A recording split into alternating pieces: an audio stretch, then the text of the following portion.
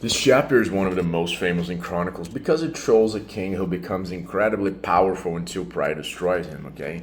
Uzziah, also called Azariah, becomes king at 16 years old and rules 52 years, one of the longest reigns in Judah's history.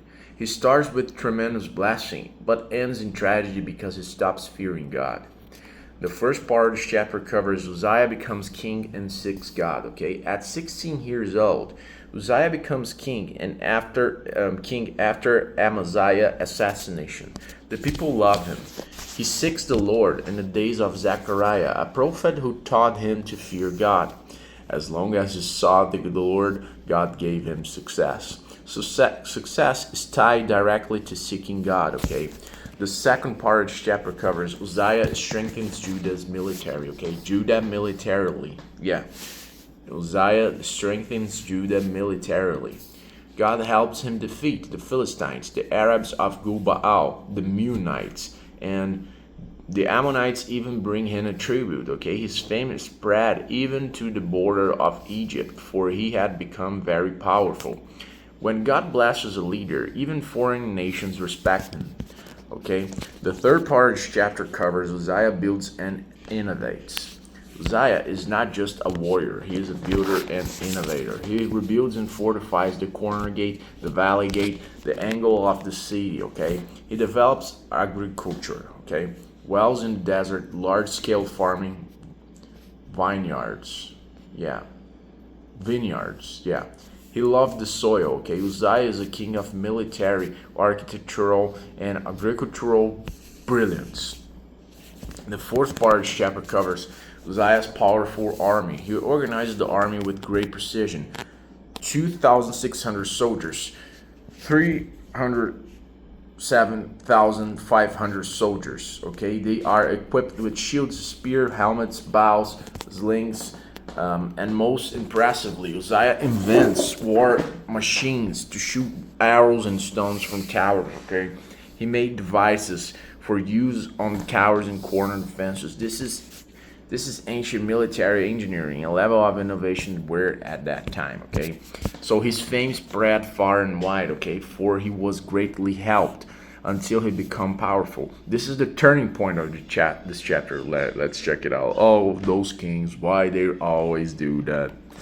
Okay, Uzziah's pride leads to his destruction, but after Uzziah became powerful, his pride led to his downfall. He decides to burn incense in the temple, something only priests can do. 80 courageous priests confront him.